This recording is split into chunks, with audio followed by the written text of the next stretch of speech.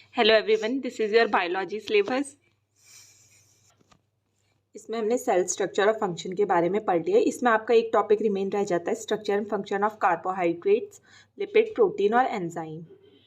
और दूसरी यूनिट जो हमने कंप्लीट की है वो है बायोलॉजी इन ह्यूमन वेलफेयर, जिसमें हमने human disease, health and disease का टॉपिक कंप्लीट किया और strategy and enhancement of food production. ये वाली यूनिट आपकी पूरी कंप्लीट हो जाती है। अब हम नेक्स्ट यूनिट जो पढ़ेंगे वो है रिप्रोडक्शन, जिसमें हम कवर करेंगे human reproduction, reproductive system in male and female, menstrual cycle, gametogenesis, fertilisation, implantation, embryonic development, pregnancy, parturition and lactation. आज की क्लास में हम रिप्रोडक्शन के इंट्रोडक्शन और क्या पढ़ेंगे, फीमेल रिप्रोडक्टिव सिस्टम के बारे में। तो हम स्टार्ट करते हैं ह्यूमन रिप्रोडक्शन, जिसको हम बोलते हैं प्रजनन। प्रजनन एक ऐसी प्रक्रिया है जब दो युग्मक यानी कि जो मेल की सेल है वो फीमेल की सेल के साथ क्या करेगी, फर्टिलाइज करेगी। इस प्रोसेस को हम क्या बोलेंगे, रिप्रोडक्शन। ठीक है। जब मेल का शुक्राणु महिला के अंडाणु यानी कि ओवम के साथ फ्यूज होगा और क्या बनाएगा, गैमेट, उस प्रक्रिया को या युग्मनज, इस प्रक्रिया को हम रिप्रोडक्शन बोलेंगे। सिंपली टर्म में हम बोल सकते हैं कि ये एक ऐसी प्रोसेस है जिसमें क्या है, जो पेरेंट सेल है अपनी एक कॉपी या अपनी जनरेशन को बनाने का काम करता है, उसको हम ह्यूमन रिप्रोडक्शन या फिर प्रजनन बोलेंगे। जो प्रजनन है उसकी दो फॉर्म होती है। ठीक है। पहली है अलैंगिक प्रजनन और दूसरी है लैंगिक प्रजनन को हम सेक्सुअल रिप्रोडक्शन और अलैंगिक प्रजनन को हम एसेक्सुअल रिप्रोडक्शन बोलते हैं। एसेक्सुअल रिप्रोडक्शन का मतलब क्या है, जब जो डॉटर सेल है वो सिर्फ एक ही जनक से या एक ही सिंगल पेरेंट से मिलकर बनी होगी। ठीक है। इसका एग्जाम्पल हो गया अमीबा। ठीक है। जब एक सिंगल ऑर्गेनिज्म क्या करेगा, नई इंडिविजुअल या नई इंडिविजुअल की कॉपी को बनाएगा बाइनरी फ्यूजन के थ्रू, इसको हम बोलेंगे एसेक्सुअल रिप्रोडक्शन या फिर अलैंगिक प्रजनन। जो अलैंगिक प्रजनन होता है उसमें क्या होता है, गैमेट्स का इन्वॉल्वमेंट नहीं हो सकता है, मतलब कि मेल और फीमेल सेल नहीं होगी। और जो बाइनरी फ्यूजन होगा वो कैसे होगा, जब इसमें क्या होगा, जो सेल होगी ना अपने डीएनए को डिवाइड कर देगा और क्या बना देगा, टू डॉटर सेल या अपनी दो कॉपी बना देगा, मतलब कि दो सेल्स में डिवाइड हो जाएगा। ये अमीबा का एग्जाम्पल है। अमीबा क्या करेगी, अपने डीएनए को डिवाइड करेगी और दो सेल बना देगी। ठीक है। दो सेल में डिवाइड हो जाएगी। इसको हम बोलेंगे अलैंगिक प्रजनन।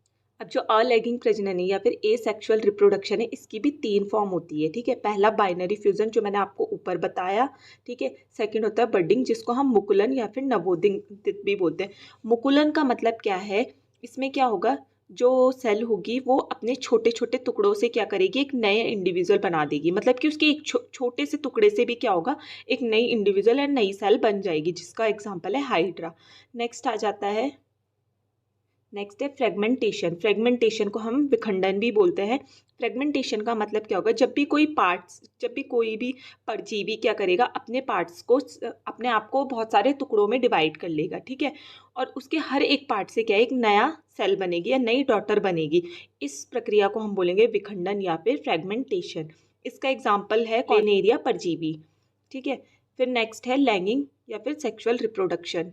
लैंगिक रिप्रोडक्शन में क्या होगा, या फिर सेक्सुअल रिप्रोडक्शन में दो गैमेट्स की नीड होगी। हम बोल सकते हैं कि इसमें क्या है, मेल एंड फीमेल गैमेट्स आपस में फर्टिलाइज करके क्या बनाएंगे, जायगोट, युग्मनज। ठीक है। या मेल स्पर्म क्या हो गया, शुक्राणु, और फीमेल एग क्या हो गया, अंडाणु। ये आपस में क्या करेंगे, फर्टिलाइजेशन करेंगे और युग्मनज बनाएंगे। ये युग्मनज किस में कन्वर्ट हो जाएगा, भ्रूण में या फिर एम्ब्रियो में, और इससे क्या है, जो न्यूबॉर्न है या फिर बेबी है वो बन जाता है। इस प्रक्रिया को बोलेंगे हम सेक्सुअल रिप्रोडक्शन या फिर लैंगिक प्रजनन। अब नेक्स्ट हम पढ़ते हैं फीमेल रिप्रोडक्टिव सिस्टम और उसमें कौन कौन से ऑर्गन्स होते हैं। ठीक है। सबसे पहले जो फीमेल रिप्रोडक्टिव सिस्टम होता है और उसकी डिजीज की स्टडी को हम क्या बोलते हैं, गायनेकोलॉजी। गायनेकोलॉजी में हम क्या है, फीमेल रिप्रोडक्टिव ऑर्गन, साथ में उनमें होने वाली डिजीज के बारे में पढ़ेंगे। अब अगर फादर ऑफ ओबीजी, ऑप्शन गायनेकोलॉजी के फादर की बात करें तो ये कौन है, जेम्स मैरियन सिम्स। कुछ टर्म्स डिस्कस करेंगे। पहला है एनालॉगस। एनालॉगस का मतलब है जिनकी अनॉटमी डिफरेंट, मतलब कि जो शरीर की बनावट है वो तो अलग अलग है लेकिन फिजियोलॉजी सेम है, काम करने की प्रकृति सेम है। एनालॉगस क्या हो गया, जिनकी क्या है, अनॉटमी, शरीर की बनावट अलग है लेकिन काम करने की प्रकृति सेम है। लेकिन होमोलोगस का मतलब क्या है, जिनकी अनॉटमी यानी कि शरीर की बनावट तो सेम है लेकिन जो काम करने की प्रकृति है वो अलग अलग है। ये हो गया हीमोलोगस। अब स्टार्ट करते हैं फीमेल रिप्रोडक्टिव सिस्टम। अब जो फीमेल या मादा प्रजनन तंत्र है ये दो भाग में डिवाइड हो जाता है। पहला है एक्सटर्नल और दूसरा है इंटरनल। एक्सटर्नल का मतलब कि जो बाहरी ऑर्गन है जिन्हें हम अपने आंखों से देख सकते हैं, और इंटरनल ऑर्गन कौन से हो गए जिनको हम देख नहीं सकते। ये क्या है, शरीर में अंदर की तरफ प्रेजेंट होते हैं। तो ये दोनों किसके अंदर आ जाएंगे, फीमेल रिप्रोडक्शन। अगर एक्सटर्नल रिप्रोडक्टिव सिस्टम की बात करें तो इसमें कौन कौन से ऑर्गन आ जाते हैं, mons pubis, pubic hair, labia minora, labia majora, clitoris, Bartholin gland, Skene's gland, ये भी क्या है, एक्सटर्नल रिप्रोडक्टिव ऑर्गन है। अगर इंटरनल रिप्रोडक्टिव अंदर वाले ऑर्गन की बात करें तो इसमें कौन सा आ जाता है, वजाइना, ओवरीज, फैलोपियन ट्यूब, ठीक है, और यूट्रस। ये कौन से इंटरनल जो अंदर की तरफ प्रेजेंट होंगे। तो वन बाय वन हम ऑर्गन्स को डिस्कस कर लेंगे। एक बार हम डायग्राम में देख लेते हैं पार्ट्स को। जो ये ऊपर वाला पोर्शन है इसको हम बोलते हैं मॉन्स प्यूबिस, और इसके ऊपर क्या है, हेयर प्रेजेंट होते हैं जिसको हम बोलते हैं प्यूबिक हेयर, ठीक है। फिर जो ये अंदर की तरफ आपको फ्लेयर्ड पोर्शन दिख रहा है इसको बोलते हैं लेबिया माइनोरा, ठीक है। और अंदर वाली जो लेयर है ये वाली, इसको बोलेंगे हम लेबिया माइनोरा। अब जो ऊपर जो लेबिया माइनोरा है ना, ये ऊपर की तरफ जुड़कर कौन सा बनाएगी, क्लिटोरिस, और नीचे की तरफ जब जुड़ेगी तो ये क्या बनाएगी, फॉर्चिट। ये नीचे ओपनिंग दिख रही है इसको बोलेंगे हम एनल ओपनिंग। अब जो एक्सटर्नल रिप्रोडक्टिव सिस्टम है ना, या फिर जो, और ये जो पूरा पोर्शन दिख रहा है ना अंदर वाला, इसको हम बोलेंगे वेस्टिब्यूल। अब जो वेस्टिब्यूल है उसमें 4 तरह की ओपनिंग मिलती है, ठीक है। ये 4 तरह के छिद्र होते हैं। पहला जो होता है, जो ऊपर की तरफ आपको ये वाला दिख रहा है, इसको बोलेंगे हम यूरिथ्रल ओपनिंग। अब यूरिथ्रल ओपनिंग के साइड में आपको 2 ओपनिंग और देखने को मिल रही है जिसको हम बोलेंगे स्केनिस ग्लैंड की ओपनिंग। अब नीचे की तरफ आ जाएंगे तो नीचे एक बड़ी ओपनिंग दिखाई दे रही है जिसको हम बोलेंगे वजाइनल ओपनिंग, और वजाइनल ओपनिंग के बगल में 2 और ओपनिंग दिखाई दे रही है जिसको हम बोलते हैं बार्थुलिन ग्लैंड की ओपनिंग। अभी हम इनको डिटेल में आगे पढ़ते हैं। तो हम एक्सटर्नल रिप्रोडक्टिव ऑर्गन को स्टार्ट करते हैं। पहला आता है मॉन्स प्यूबिस, ठीक है। मॉन्स प्यूबिस क्या होता है, इसको हम मॉन्स वैंडिक्स भी बोलते हैं, इसको जग्न शैल भी बोलते हैं, ठीक है। ये क्या होता है, सुपरफिशियली स्ट्रक्चर रहता है कहाँ पर, सिम्फाइसिस प्यूबिस में। जो प्यूबिक बोन होती है ना वहाँ पे ऊपर की तरफ होता है, ठीक है। इसको बोलेंगे सिम्फाइसिस प्यूबिस। यहाँ पे क्या होगा, बहुत सारे हेयर फॉलिकल प्रेजेंट होंगे, और उन्हीं हेयर फॉलिकल के ऊपर क्या है, या उन्हीं के कारण क्या है, वहाँ पे हेयर प्रेजेंट होते हैं जिसको बोलते हैं प्यूबिक हेयर। अब नेक्स्ट आ जाता है लेबिया माइजोरा जिसको बोलते हैं वृद्ध प्रकोष्ठ, ठीक है। ये क्या होता है, एक ये वजाइना है, ठीक है। वजाइना की 2 लेयर होती है, तो जो ये ऊपर वाली लेयर है इसको बोलेंगे हम लेबिया मेजोरा। ये क्या होता है, सबकुटेनियस कलेक्टिव मास रहता है, ठीक है। या बोल सकते हैं सबकुटेनियस टिश्यूज का एक कलेक्शन होता है, और यहाँ पे क्या होता है, number of erectile tissues, sweat glands और हेयर फॉलिकल प्रेजेंट होते हैं, ठीक है। तभी तो क्या है, वहाँ पर भी हेयर प्रेजेंट होंगे। अब नेक्स्ट आ जाता है लेबिया माइनोरा। अब लेबिया माइनोरा को बोलते हैं हम लघु प्रकोष्ठ। लेबिया माइनोरा कौन सा वाला होगा, जो ये अंदर वाली पोर्शन होती है ना, जो ये अंदर वाली लेयर है इसको बोलेंगे हम लेबिया माइनोरा, ठीक है। ये क्या होता है, एक थिक लाइन होती है किसके अंदर, लेबिया मेजोरा के अंदर। यहाँ पे कोई भी हेयर फॉलिकल या स्वेट ग्लैंड प्रेजेंट नहीं होता है। अब जब ये लेयर होती है ये ऊपर की तरफ जुड़ेगी, ठीक है, तो यहाँ पे एक स्ट्रक्चर बनाती है, ठीक है, एंटीरियरली, उसको बोलेंगे हम क्लिटोरिस। और जब ये नीचे की तरफ लेटरल वॉल की तरफ जुड़ती है पोस्टीरियरली, तो ये कौन सा ऑर्गन बनाती है, फॉर्चेट। तो ये क्या था, लेबिया माइनोरा। नेक्स्ट पढ़ते हैं हम वेस्टिब्यूल्स। अब वेस्टिब्यूल्स को हम फीमेल पेनिस भी बोलते हैं। वेस्टिब्यूल कौन सा ऑर्गन होगा, ये जो लेबिया माइनोरा और मेजोरा का अंदर वाला जो पूरा पोर्शन है इसको बोलेंगे हम वेस्टिब्यूल। ये कैसे शेप की होते हैं, ट्रायंगुलर शेप की। अब इसके अंदर मैंने आपको पहले भी बताया कि 4 तरह की ओपनिंग देखने को मिलती है। तो जो पहली ओपनिंग होगी ये वाली बड़ी ओपनिंग, इसको बोलेंगे हम यूरिथ्रल ओपनिंग। यूरिथ्रल ओपनिंग का काम क्या होता है, यूरिनेशन को, मतलब कि जो यूरिन होता है वो किस ओपनिंग के थ्रू होता है, यूरिथ्रल ओपनिंग के थ्रू। फिर नीचे की तरफ एक और बड़ी ओपनिंग प्रेजेंट होती है जिसको हम बोलते हैं वजाइनल ओपनिंग। वजाइनल ओपनिंग किस में मदद करेगी, एक तो मेंस्ट्रुअल ब्लड जो होता है उसको बाहर लाने के लिए, साथ में जो चाइल्ड का बर्थ होता है वो भी कहाँ से होता है, वजाइनल ओपनिंग के थ्रू, ठीक है। फिर स्किनिस ग्लैंड की ओपनिंग, जो यूरिथ्रल ओपनिंग होती है उसके साइड में 2 छोटी ओपनिंग और प्रेजेंट होती है जिसको हम बोलते हैं स्केनिस ग्लैंड की ओपनिंग। और इसको हम और क्या बोलते हैं, पैरा यूरिथ्रल ग्लैंड, क्योंकि ये यूरिथ्रा के बगल में है यूरिथ्रल ओपनिंग के। और इसे हम फीमेल प्रोस्टेट या फीमेल अधिवृष्ण भी बोलते हैं। इसका काम क्या होता है, ये जो ग्लैंड होती है, ग्लैंड का काम आपको पता ही है कि सिक्रीशन करना होता है। तो ये क्या करेगी, कुछ फ्लूइड सिक्रीट करती है जो यूरिथ्रल ओपनिंग को क्या करेगी, लुब्रिकेट करके, मतलब कि उसको मॉइस्ट करके रखेगी, जिससे क्या है वहाँ पे कोई भी फ्रिक्शन कॉज ना और कोई भी इंजरी या फिर टीयरिंग ना हो। और साथ में ये इन्फेक्शन को भी प्रिवेंट करने का काम करेगी, जिससे क्या है जो यूरिथ्रा है या यूरिनरी ट्रैक्ट है वहाँ पे एसटीडी, सेक्सुअल ट्रांसमिटेड डिजीज, साथ में जो रिप्रोडक्टिव ट्रैक्ट की इन्फेक्शन होती है वो ना हो। फिर जो क्या बोलते हैं वजाइनल ओपनिंग है, उसके बगल में दो ओपनिंग और प्रेजेंट होती है, जिसको हम बोलते हैं बार्थुलिन ग्लैंड की ओपनिंग। ठीक है, बार्थुलिन ग्लैंड को हम ग्रेटर वेस्टिबुलर ग्लैंड भी बोलते हैं। अगर इसके साइज की बात करें तो इसका साइज कितना है, 2 mm। कलर कैसा होगा, वाइटिश येलो, और शेप इसकी होगी पी शेप। अब इसका काम क्या होता है, जब भी सेक्सुअल एक्साइटमेंट होगा या फिर इजैकुलेशन होगा, उस टाइम पे क्या है, ये कुछ फ्लूइड सिक्रीट करती है जो क्या करेगी, वजाइना को लुब्रिकेट करेगी सेक्स के टाइम पे, डिलीवरी के टाइम पे। अब अगर वजाइनल, एक पॉइंट डिस्कस करते हैं, अगर वजाइनल सिक्रीशन की बात करें तो वजाइनल सिक्रीशन कैसा होता है, एल्कलाइन नेचर। जो वजाइनल सिक्रीशन का नेचर होता है वो एल्कलाइन होता है। कुछ पॉइंट डिस्कस कर लेते हैं। वजाइनल सिक्रीशन होते हैं उनका नेचर कैसा होता है, एल्कलाइन।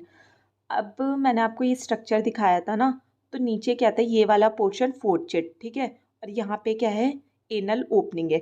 अब जो एनल ओपनिंग और फोर्चिट है ना, इसके बीच वाला पार्ट कौन सा होता है, पेरिनियम। और अगर वजाइनल ओपनिंग और ये वाला फोर्चिट है ना, इसके बीच वाले जो पोर्शन है उसको हम बोलते हैं वासा नेविकुलरिस। और जब ऊपर की तरफ जुड़ रहा है ये पोर्शन, तो इसको हम क्या बोलेंगे, क्लिटोरिस। अब क्लिटोरिस, नेक्स्ट ऑर्गन है क्लिटोरिस। क्लिटोरिस क्या होता है, मोस्ट सेंसिटिव पार्ट होता है फीमेल रिप्रोडक्टिव ऑर्गन का। अगर इसकी लेंथ की बात करें तो ये 2 सेंटीमीटर या फिर 2.5 सेंटीमीटर होता है। इसकी शेप की बात करें तो ये ट्रायंगुलर शेप या फिर विशबोन शेप होती है, जो बर्ड के ऊपर प्रेजेंट होती है ना हेड पे, वैसी शेप होती है इसकी। इसका जो फंक्शन होता है वो क्या करता है, सेक्सुअल एक्साइटमेंट में हेल्प करता है। मतलब कि जो भी प्लेजर फील होगा या फिर एक्साइटमेंट फील होगा वो किसके कारण होगा, क्लिटोरिस के कारण। क्लिटोरिस के 3 पार्ट होते हैं, ये ऊपर वाला ग्लंस, फिर बॉडी, और ये कैनक्यूरा। ठीक है, ये इसको हम क्यूरा भी बोलते हैं। अब अगर पूछा जाए कि मोस्ट सेंसिटिव ऑर्गन कौन सा है फीमेल रिप्रोडक्टिव सिस्टम का, तो हम क्या बोलेंगे, क्लिटोरिस। लेकिन अगर बोला जाए कि क्लिटोरिस का भी कौन सा पार्ट, तो हम बोलेंगे ग्लैंड्स। ठीक है, अब जो ये ऑर्गन है ना, या फिर ये जो मैंने आपको 4 ओपनिंग्स बनाई है ना, ये ओपनिंग्स क्या है, हाइमन लेयर होती है, जिसको हम योनि छद लेयर भी बोलते हैं। ये क्या करती है, जो वजाइनल ओपनिंग होती है ना उसको कवर करके रखती है। ठीक है, लेकिन कभी कभी क्या होता है, ये हाइमन अपने आप ही ब्रेक हो जाती है, या हम ज़्यादा फिजिकल एक्टिविटी करते हैं, या फिर जो एथलीट्स गर्ल्स होती है उनकी हाइमन पहले से ही ब्रेक हो जाती है। तो ये हाइमन क्या होती है, बहुत ही थिन लेयर होती है, थिन कवरिंग होती है, जो वजाइनल ओपनिंग को कवर करके रखती है। Next will discuss the internal reproductive organ, जो बाहरी, जो अंदर की तरफ ऑर्गन प्रेजेंट होते हैं। इसमें कौन कौन सा जाता है, वजाइना, यूट्रस, फेलोपियन ट्यूब और ओवरीज। अब सबसे पहले हम वजाइना के बारे में डिस्कस करेंगे।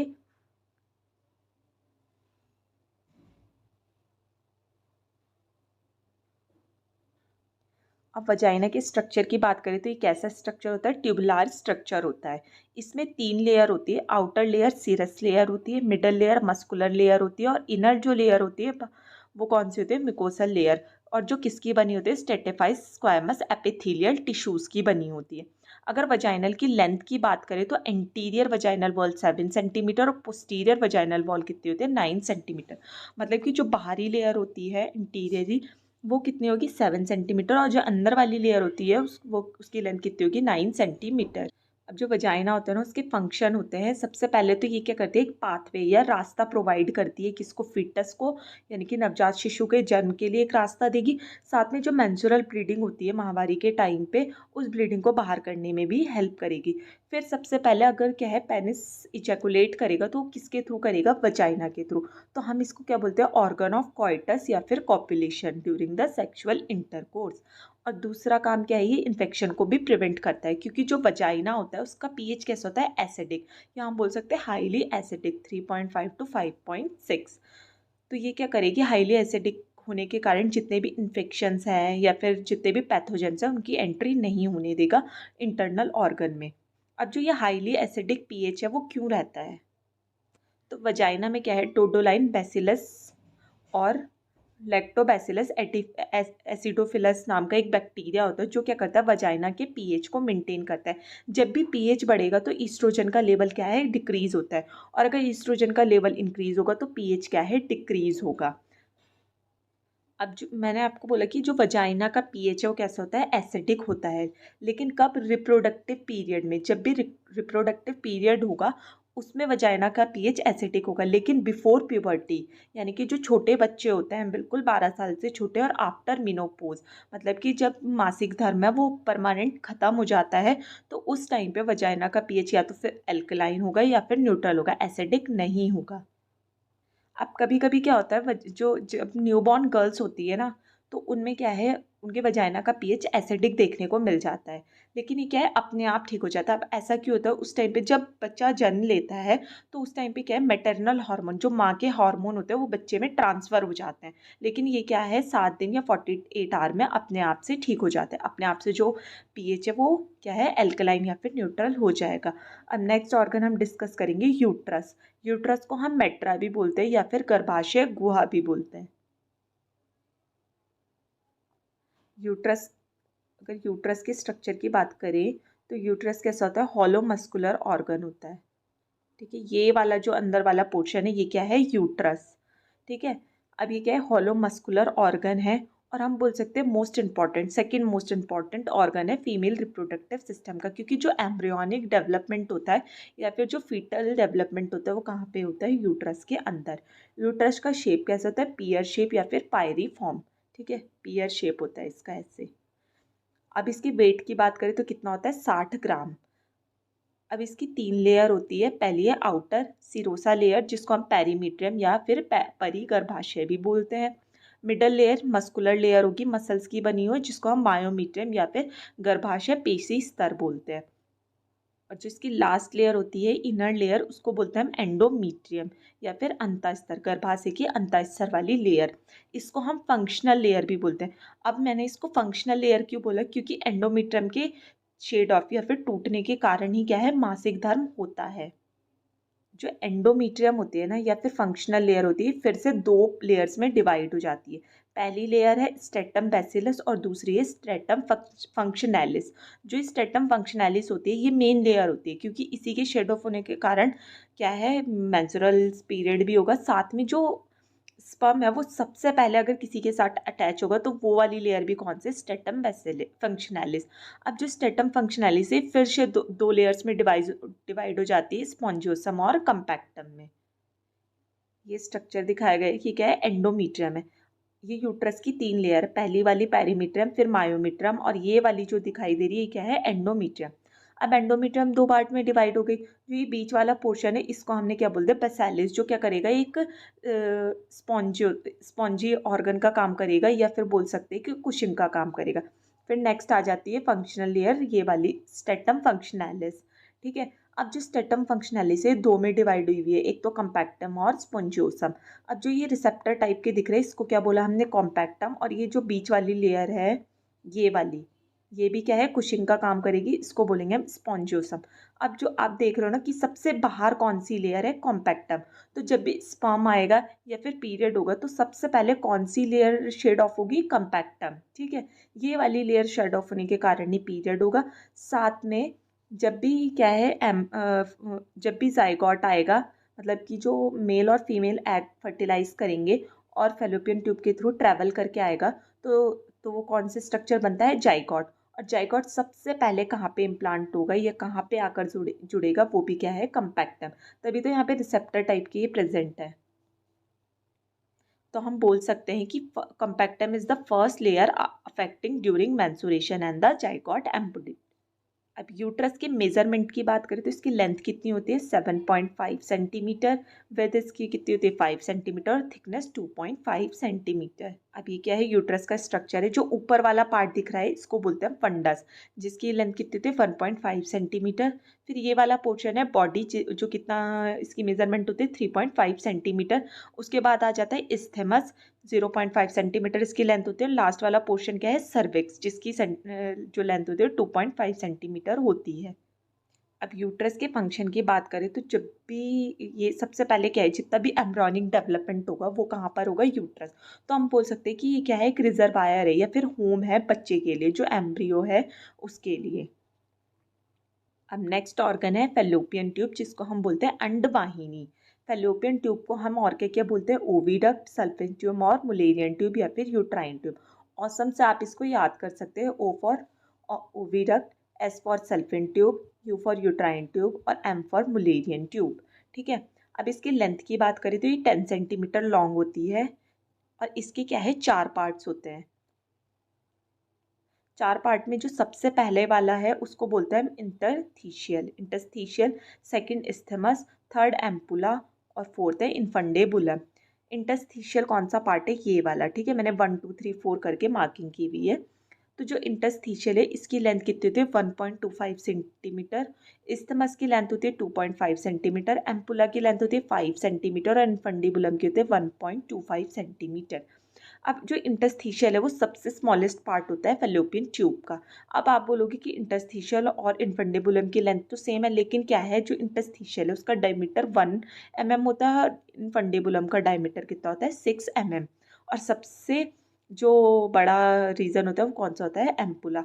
और जो एम्पुला है ना, वैसे तो फर्टिलाइजेशन फेलोपियन ट्यूब में होता है, लेकिन फेलोपियन ट्यूब के भी कौन से पार्ट में, एम्पुला, इस्थमस एम्पुलरी जंक्शन में क्या है, फर्टिलाइजेशन होगा। फैलोपियन ट्यूब के स्ट्रक्चर की बात करें तो इसकी भी 3 लेयर होती हैं। पहली है आउटर लेयर, फिर मिडल लेयर, बीच की लेयर और inner layer. Outer layer serosa layer होती है, मिडल लेयर मस्कुलरिस लेयर और इनर लेयर कौन सी होती है, म्यूकोसल लेयर। जो किसकी बनी हुई होती है, इसमें 2 टाइप्स के टिश्यूज प्रेजेंट होते हैं। पहला है सिलिएटेड कॉलमनार एपिथेलियल टिश्यू और दूसरा होता है non ciliated columnar epithelial tissue.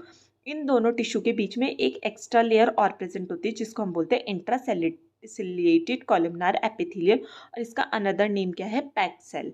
Packed cell क्या करती है, न्यूट्रिशन प्रोवाइड करेगी। मतलब कि जब क्या है, फैलोपियन ट्यूब में से जो स्पर्म है या फिर जो सेल है जाइगोट, वो ट्रेवल करता है तो उसको न्यूट्रिशन कौन प्रोवाइड करता है, पैक्ड सेल। और साथ में ये क्या करेगी, जो जितना भी इन्फेक्शन होगा उसको प्रिवेंट करने का काम करेगी। फीमेल जो फैलोपियन ट्यूब है उसका फंक्शन क्या होता है, फर्टिलाइजेशन। फर्टिलाइजेशन ट्यूब है उसके भी कौन से पार्ट में होता है, एम्पुला। नेक्स्ट ऑर्गन पढ़ेंगे हम ओवरी, जिसको हम अंडाशय या डिप ग्रंथि भी बोलते हैं। ओवेरियन 2 इन नंबर में होती है, यानी कि 2 होंगी, और मोस्ट इंपॉर्टेंट ऑर्गन है फीमेल रिप्रोडक्टिव सिस्टम का, क्योंकि ओवरीज ही क्या है, एम्ब्रियोनिक डेवलपमेंट में हेल्प करते हैं। प्राइमरी सेकेंडरी oocytes क्या है, प्राथमिक अंडक, द्वितीयक अंडक, तृतीयक अंडक, ये किस में बनेंगे, ओवरी के अंदर। इसकी मेजरमेंट की बात करें तो लेंथ कितनी हो जाएगी, 3 सेंटीमीटर, विथ इसकी 2 सेंटीमीटर और थिकनेस 1 सेंटीमीटर होगी। अब जो ओवरीज है उसके 2 पार्ट होता है, एक तो ओवेरियन कॉर्टेक्स और ओवेरियन मेडुला। ये ओवरी है, ओवरी के जो अंदर वाला पोर्शन होगा इसको हमने मेडिसिन यानी कि मेडुला बोला, और जो बाहर वाली कवरिंग है उसका हम ओवेरियन कॉर्टेक्स बोला। अब जो ओवेरियन कॉर्टेक्स है वहाँ पे मिलियन ऑफ फॉलिकल प्रेजेंट होते हैं। ये ओवरी है तो सबसे पहले क्या है, ये जायगॉट है, तो ये क्या है, डेवलप होगा और प्राइमरी oocyte बनाएगा। प्राइमरी oocyte, सेकेंडरी oocyte या सेकेंडरी फॉलिकुलर, ये इमेच्योर फॉलिकल बनाएगा। और लास्ट में क्या होगा, ये रप्चर होकर ओवम तो बाहर आ जाएगा और क्या बना देगा, ग्राफियन फॉलिकल। तो ये क्या है, ओवेरियन कॉर्टेक्स। ओवेरियन कॉर्टेक्स का काम क्या होता है, जितने भी इमेच्योर फॉलिकल होते हैं उसको ग्राफियर फॉलिकल में कन्वर्ट करना। अब नेक्स्ट है ओवेरियन मेडुला। ओवेरियन मेडुला क्या करते हैं, मैक्सिमम ब्लड सप्लाई और नर्व सप्लाई होती है यहाँ पे। तो जितने भी प्राइमरी सेकेंडरी ग्राफियन फॉलिकुलर है उसको मैच्योर या फिर उसको परिपक्व होने में हेल्प करेगी। कैसे, न्यूट्रिशन प्रोवाइड करके। इसमें क्या है, हाइलस सेल प्रेजेंट होते हैं जो क्या करता है, एंड्रोजन को सिक्रीट करते हैं, और इसी एंड्रोजन के कारण जो ग्राफियल फॉलिकल्स होते हैं वो मैच्योर होते हैं और क्या बना देते हैं, एक परिपक्व ओवम या फिर सेल फर्टिलाइज सेल बना देते हैं। ओवरीज का फंक्शन क्या होता है, एक तो ओवम को प्रोड्यूस करना या ओवम को रिलीज करना। अगर ओवम के साइज की बात करें तो ओवम 130 माइक्रोम इसका साइज होता है। फिर जो ओवरीज होते हैं उसमें 3 तरह की मसल्स देखने को मिलती है। पहली है इलियोकॉकिक्सल मसल, दूसरी है प्यूबोकॉकिक्सल मसल और थर्ड है इस्चियोकॉकिक्सल मसल। और इन्हीं मसल को हम लिवेटर एनी मसल्स भी बोलते हैं। ठीक है, और ये मसल्स किस में हेल्प करती है, चाइल्ड बेयरिंग में। अब ये मसल्स की लोकेशन क्या होगी, स्केलेटन सिस्टम में प्यूबिक बोन के बारे में पढ़ा था। तो प्यूबिक बोन में इलियम बोन थी, ठीक है, और लास्ट में क्या था, कॉकिक्स था। तो इलियम और कॉकिक्स के बीच में जो मसल्स होगी उसको बोलेंगे हम कॉकिक्सल मसल। फिर जो प्यूबिक बोन होगी और कॉकिक्स के बीच में जो मसल्स होगी उसको हम बोलेंगे प्यूबो कॉकिक्सल मसल। और जो ईस्चियम रीजन था नीचे और प्यूबिक बोन, इन दोनों के बीच में जो मसल होगी उसको हम बोलेंगे कॉकिक्सल मसल्स। और इन तीनों डायफ्रामेटिक मसल्स को हम कंबाइंडली क्या बोल देंगे, लिबेटर एनी मसल्स। तो ये क्या था, फीमेल रिप्रोडक्टिव ऑर्गन और उनके फंक्शन थे। अब लास्ट ऑर्गन है फीमेल ब्रेस्ट, या फिर हम बोल सकते हैं मैमरी ग्लैंड। हम पढ़ेंगे फीमेल ब्रेस्ट या फिर मैमरी ग्लैंड या स्तन ग्रंथि। इसके स्ट्रक्चर को देख लेते हैं। तो जो सबसे ऊपर वाला पोर्शन होता है इसको बोलते हैं हम दुग्धवाहिनी या फिर निप्पल। जो ब्लैक वाला पोर्शन होता है इसको एरियोला बोलेंगे। इसके अंदर क्या है, वसा सेल्स होती है और साथ में क्या है, कुछ मैमरी डक्ट या फिर मैमरी टिब्यूल्स भी प्रेजेंट होते हैं। आगे देख लेते हैं। फीमेल ब्रेस्ट या फिर मैमरी ग्लैंड स्तन ग्रंथि, ये क्या होता है, पेयर्ड स्ट्रक्चर होता है और इसमें बहुत सारे ग्लैंडुलर टिश्यू या फिर फैट टिश्यू प्रेजेंट होते हैं। ये जो ग्लैंडुलर टिश्यू होते हैं ना, ये किस में डिवाइड हो जाता है, मैमरी टिब्यूल्स में या फिर स्तनपालियों में। और ये नंबर में कितने होते हैं, 15 से 20 स्तनपालियाँ प्रेजेंट होती है एक ब्रेस्ट में, ठीक है। अब ये जो स्तनपालियाँ होती है इसके अंदर क्या है, एल्वोलाई, कुछ सेल्स प्रेजेंट होते हैं जिसको हमने क्या बोलते हैं, एल्वोलाई। और इन एल्वोलाई का ही काम क्या होता है, ये क्या करते हैं, मिल्क के सिक्रीशन में हेल्प करेंगे, ठीक है। अब एल्वोलाई क्या करेंगे, जो ये सिक्रेटेड मिल्क है इसको कहाँ पे स्टोर कर देंगे, फैट। इन्होंने क्या किया, जो एल्वोलाई है, जो ग्लैंडर टिश्यू है या फिर फैट सेल्स है, वहाँ से मिल्क ले लिया, ठीक है। उसके बाद क्या करा, वहाँ से सिक्रीट करके कहाँ पे स्टोर किया, ल्यूमन्स में, जिसको हमने कूपिका या फिर कैविटी ऑफ एल्वोलाई बोल दिया। अब जो ये एल्वोलाई है या ये कूपिका है, ये कहाँ पे ओपन हो जाते हैं, मैमरी ग्लैंड में, ठीक है। मैमरी ग्लैंड में ओपन होने के बाद ये कहाँ जाएगी, मैमरी डक्ट में, या इसको हम बोलते हैं मैमरी ट्यूब्यूल्स में चली जाएंगी। अब मैमरी ट्यूब्यूल्स क्या करेगी, जो ये मिलके इसको कहाँ पर ले जाएगी, मैमरी डक्ट में। क्योंकि जो ये मैमरी ट्यूब्यूल्स होते हैं ये कहाँ पे जाके जॉइंट हो जाता है, मैमरी डक्ट के अंदर। अब मैमरी डक्ट क्या करेगी, जो मैमरी डक्ट है वो एम्पुला या फिर इसको हम मैम्पुला भी बोलते हैं, स्तन नलिका, उससे जाके जॉइन हो जाएगी। और लास्ट में क्या है, ये लेक्टिफेरस डक्ट होती है, ठीक है। वहाँ पे जाके जितना भी सिक्रीशन हो गया, जितना भी मिल्क होगा वहाँ पे जाके डाल देंगी। और उसके बाद क्या होगा, जो मिल्क होगा वो कहाँ पर चले जाएगा, निप्पल में। और जब बच्चा सक करेगा तो मिल्क क्या है, एक्सप्रेस हो जाएगा। एक बार डायग्राम में देख लेते हैं हम ये फ्लो डायग्राम है कि मैमरी ट्यूब्यूल से सबसे पहले मिल्क कहाँ जाएगा, मैमरी डक्ट में। मैमरी डक्ट से मैमरी एम्पुला या मैम्पुला भी बोलेंगे, फिर लेक्टिफेरस डक्ट जिसको हमने तुम्बिका बोला, और लास्ट है दुग्धवाहिनी के पास जाएगा।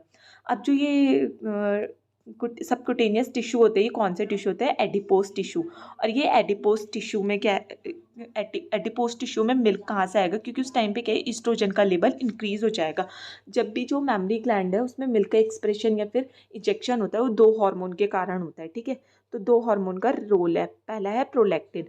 प्रोलैक्टिन को हम क्या बोलते हैं, मिल्क प्रोड्यूसिंग या मिल्क फॉर्मिंग हार्मोन। और दूसरा आता है ऑक्सीटोसिन, जिसको हम मिल्क इजेक्शन हार्मोन या फिर लेट डाउन रिफ्लेक्स भी बोलते हैं, ठीक है। ये क्या करेगा, जो मैमरी ग्लैंड है वहाँ से मिल्क को बाहर निकालने में हेल्प करेगा। जब भी बच्चा शक करेगा तो उसके कारण क्या होगा, ऑक्सीटोसिन हार्मोन रिलीज होगा, जिसके कारण मिल्क का एक्सप्रेशन होगा।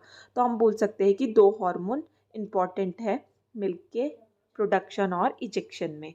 तो यहीं पे हमने आज क्या कवर किया, फीमेल रिप्रोडक्टिव ऑर्गन और ब्रेस्ट के बारे में। नेक्स्ट क्लास में हम menstrual cycle, male reproductive system के बारे में पढ़ेंगे। Thank you class.